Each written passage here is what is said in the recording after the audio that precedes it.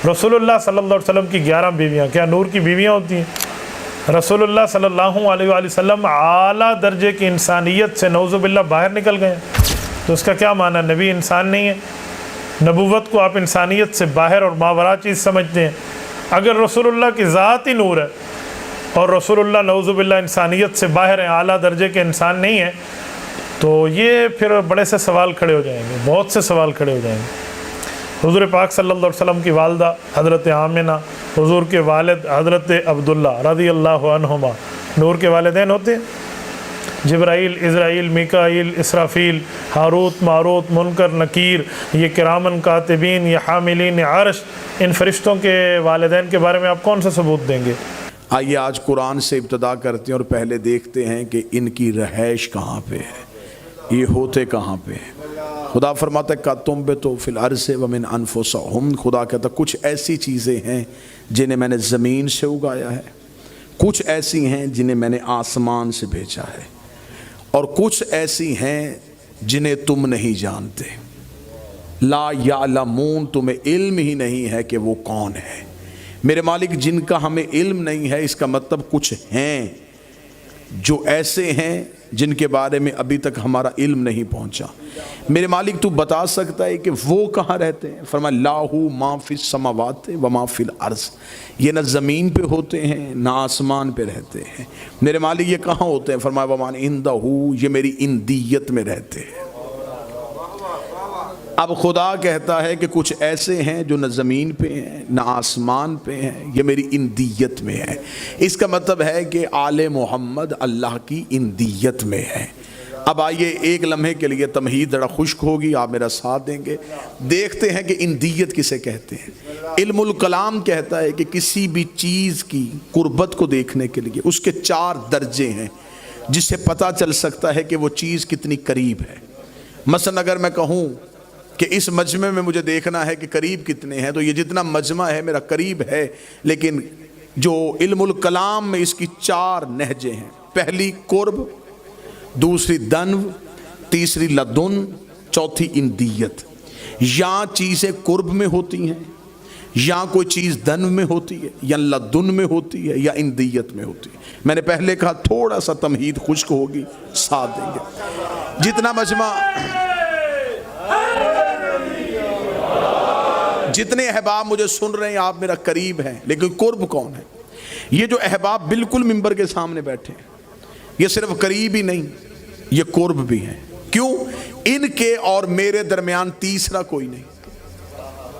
जिन 2 के दरमियान तीसरा कोई ना हो उसे कुर्ब कहते हैं। अगर ये मुझ तक पहुंचना चाहें तो बगैर वसीले के पहुंचेंगे। जिनको अल्लाह तक पहुंचने के लिए किसी वसीले की जरूरत ना हो, बिस्मिल्लाह, उसे कुर्ब कहते हैं। आप कुर्ब समझेंगे तो आपको कुर्बतन इल्लल्लाह का मानी समझ में आएगा। ये जो हम नमाज में कहते हैं मेरे मालिक ये हमारी 2 रकत की नमाज है तेरी कुर्बत के लिए, असल में वो कुर्बत क्या है? जिन 2 के दरमियान कोई वसीला ना हो उसे कुर्ब कहते हैं। इसीलिए खुदा ने कुरान में कहा था कुल्ला असअलुकुम अलैहि अजरन इल्लल मवद्दत फिल कुर्बा, इनसे कहे कि ये तेरे कुर्ब से मोहब्बत करें, ये उनसे मोहब्बत करें जो इतने तेरे करीब हैं कि तेरे और उनके दरमियान तीसरा कोई नहीं। अब आले मोहम्मद पहली मंजिल है इल्मुल कलाम की कुर्ब।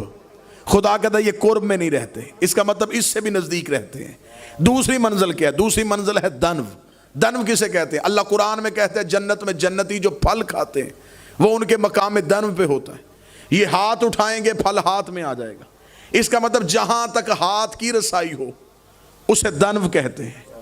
जैसा कि अल्लाह ने कुरान में कहा कि मेराज की रात मेरा हबीब मेरे मकाम में दन्व पे आ गया था, मैं अपना हाथ लगा सकता था, इसीलिए पर्दे से भी हाथ ही बाहर आया था। इसका मतलब वो हाथ वाली मंजिल उसे दन्व कहते हैं। इससे आगे है तीसरी मंजिल, उसे कहते हैं लदुन। लदुन क्या है? मैंने कुर्ब समझा दिया, ये मजमा मेरा कुर्ब, ये माइक जो है ये मेरा कुर्ब भी है मेरा दन्व भी है। यानी कि मैं बात फिर समझाऊं, ये मेरा कुर्ब है, हसनैन भाई मेरा कुर्ब है, जवार शाह जी मेरा कुर्ब है, लेकिन मैं इन्हें हाथ से छू नहीं सकता। ये माइक मेरा कुर्ब भी है दन्व भी है। یہ ہاتھ کی رسائی میں بھی ہے، اور اس کے اور میرے درمیان تیسرا بھی کوئی نہیں۔ اس سے اگلی قربت کی منزل ہے لدن۔ لدن کیا؟ یہ جو میرے بدن پہ لباس ہے، یہ میرا قرب بھی ہے، دن بھی ہے، لدن بھی ہے۔ یہ میرے ساتھ ایسے جڑا ہوا ہے کہ میں بھی نہیں، مجھ سے جدا بھی نہیں، ہے بھی میرے ساتھ لیکن ذات کا حصہ بھی نہیں، ہے بھی میرے قریب، بات خوش تو نہیں ہو رہی، لیکن ذات کا حصہ بھی نہیں۔ اب بات تھوڑی مشکل ہو گئی لیکن نتیجہ آپ کی سوچوں سے بہتر نکلے گا۔ آل محمد نہ قرب میں ہے، نہ دنو میں ہے، نہ لدن میں ہے۔ لدن میں اللہ کا علم ہے، اسی لیے ان کے بارے میں کہا جاتا ہے یہ علم لدنی کے مالک ہیں، یہ اللہ کے دنو سے لدن سے علم لے لیتے ہیں۔ اب اس سے اگلی منزل ہے اندیت۔ اب یہ پڑھا لکھا مجمع ایک لمحے کے لیے سوچے گا کہ اس لباس سے آگے اور کیا چیز ہو سکتی ہے۔ لباس سے آگے تو صرف ذات ہی ہے، نہیں، لباس سے آگے بھی ایک چیز ہے جو اندیت میں ہے۔ یہ جو میں گفتگو آپ کے سامنے کر رہا ہوں، یہ جو لفظ میں آپ کے سامنے پڑھ رہا ہوں، یہ میں کہیں سے دیکھ کے نہیں پڑھا، کہیں سے سن کے نہیں پڑھا، یہ لفظ میرے اندر ہیں، اندر بھی ہیں اور نظر بھی نہیں آ رہے، اندر بھی ہیں اور دکھائی بھی نہیں دے رہے۔ کسی بڑے سے بڑے ماہر طب کو لے کے آؤ، اسے کہو میرے اندر کے لفظوں کو تلاش کرے، جو میرے خون کے ذرے دیکھ سکتا ہے، میری ہڈیوں کی تہیں دیکھ سکتا ہے، لیکن وہ میرے اندر چھپے ہوئے لفظ نہیں دیکھ سکتا۔ یہ اندر ہیں بھی اور نظر بھی نہیں آ رہے۔ میں ارادہ کرتا ہوں کہ اگلا لفظ میں یہ کہوں، ادھر میں ارادہ کرتا ہوں لفظ ظاہر ہو جاتا ہے۔ خدا نے کہا جاہلو انہیں مکے مدینے کی گلیوں میں تلاش نہ کرنا، یہ میری اندیت میں رہتے ہیں، میں ارادہ کرتا ہوں یہ ظاہر ہو جاتے ہیں۔